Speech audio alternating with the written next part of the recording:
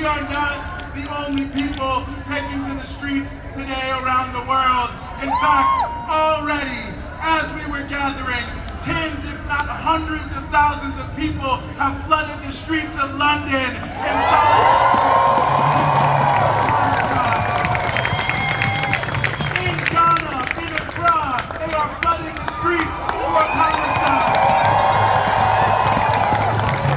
We have to continue to be very loud, to be inspirational, because tomorrow in Sao Paulo in Brazil, they will be flooding the streets in solidarity for Palestine.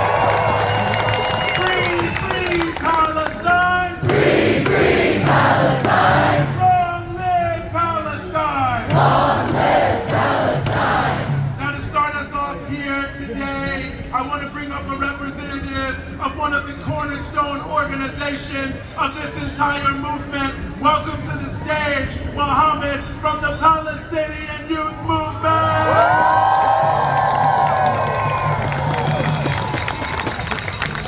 Love you, son. Damn right. Damn right. Free Palestine! Free Palestine! Free Palestine! Free Palestine! Today I join you with a heavy heart. We all carry heavy hearts. It has become impossible to exist in this reality after witnessing this brutal genocide. 40,000 martyred! 40,000 martyred! 150 just this morning!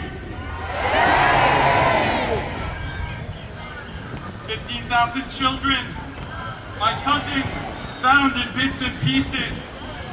Each household forced to choose between family members to save and those to leave behind. My family, which resided in the hundreds in Hamd al-Zatoun, in Insirat, in Al-Rimal, reduced to mere numbers, displaced across Rafah. My homeland, decimated, our homeland, soaked in the blood of our martyrs every day. And every day it becomes increasingly difficult to find the energy to move forward. I don't say this to dishearten us, but to validate our feelings currently. We are tired. We are exhausted of this genocide on our people. Recuperation seems like an eternity away. Victory seems like an eternity away, but we have to remember who, through the tears and the pains, who we do this all for.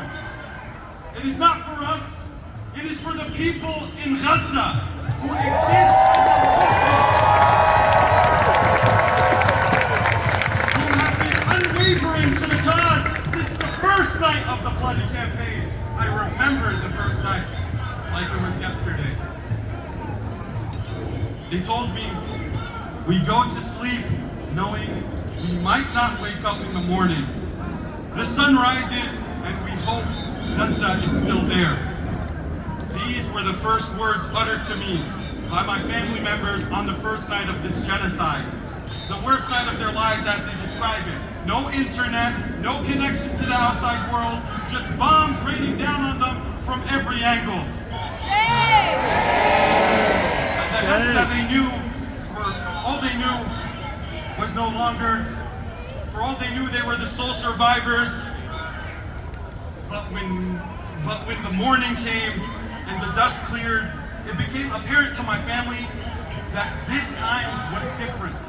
To the people of Gaza, that this time was different. The indiscriminate damage and destruction set by the Zionist regime presented a display of hurt, defeat, and shame. In its tracks of this destruction, Israel left a stench of humiliation. For the first time, it seemed to the people of Gaza, the untouchable Titan felt shaken.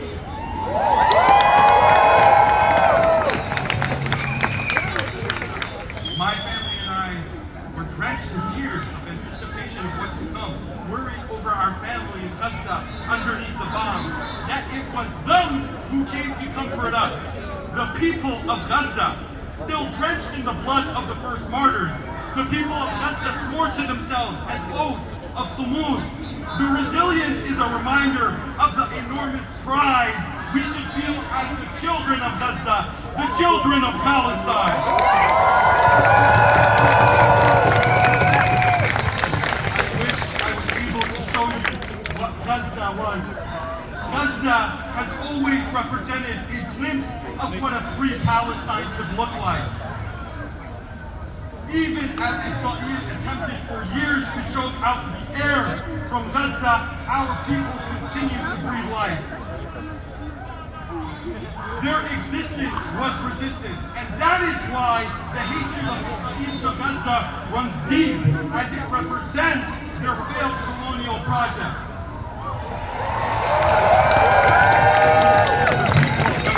The popular cradle exists as the mark by where we should always measure ourselves. And for that reason, we cannot allow ourselves to succumb to despair, to succumb to defeatism. I know measuring our gains in the last few months can seem marginal, but we have to understand that we merely exist as one front of many. Efforts of the last 8 months have not been for nothing. I can understand that. We have shut down streets. We have shut down bridges, airports, train stations.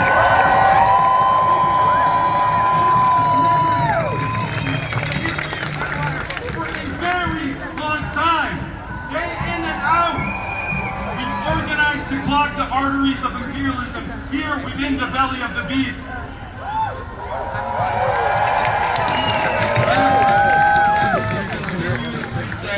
The old will die and the young will forget. Well, I have a message to the world and to the Biden administration. By being here today, we announce with the utmost pride that the old live on and we will never, ever forget.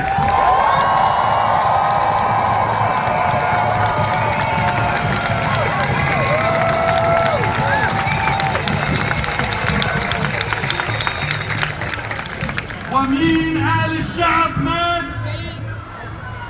ومين قال الشعب مات؟ مين قال الشعب مات؟ هينا بنهتف بالشتات. هينا بنهتف بالشتات.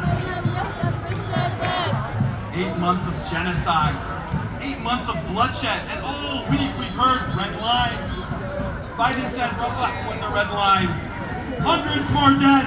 And it is clear to us that the ruling class red lines are as real as Zionist claims over the land of Palestine, as real as the state of Israel.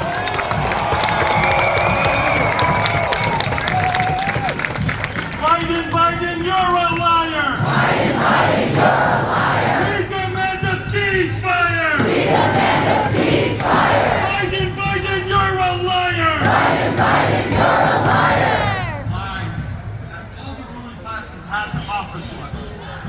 Our so-called political representatives represent no one but their own self-interest, the interest of war profiteers and corporate oligarchs, companies like Boeing and Lockheed Martin, which would sacrifice our souls, the souls of the working class, just to maintain economic presidency.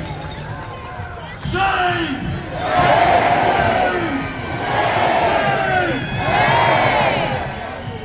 Why we must attack imperialism wherever it's at and where it's most vulnerable.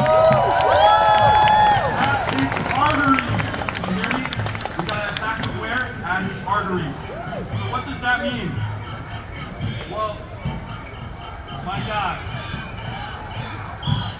I am proud to announce the Palestinian Youth Movement have launched a campaign against Maersk, the largest logistics and transportation company in the world.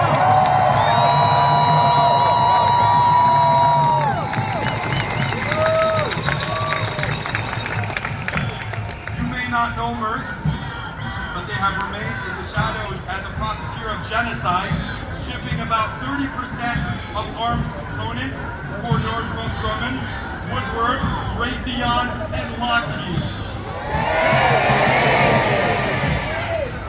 And I'll give you an example. The F-35 fighters that have decimated Gaza, their wings are produced by Leonardo's in Italy. The plane transmitters are produced by BAE Systems in Britain. They take those pieces, bring them to America, to the weapons manufacturers, build the weapons, send them to Israel to continue to genocide our people. And that is why they are our focus today.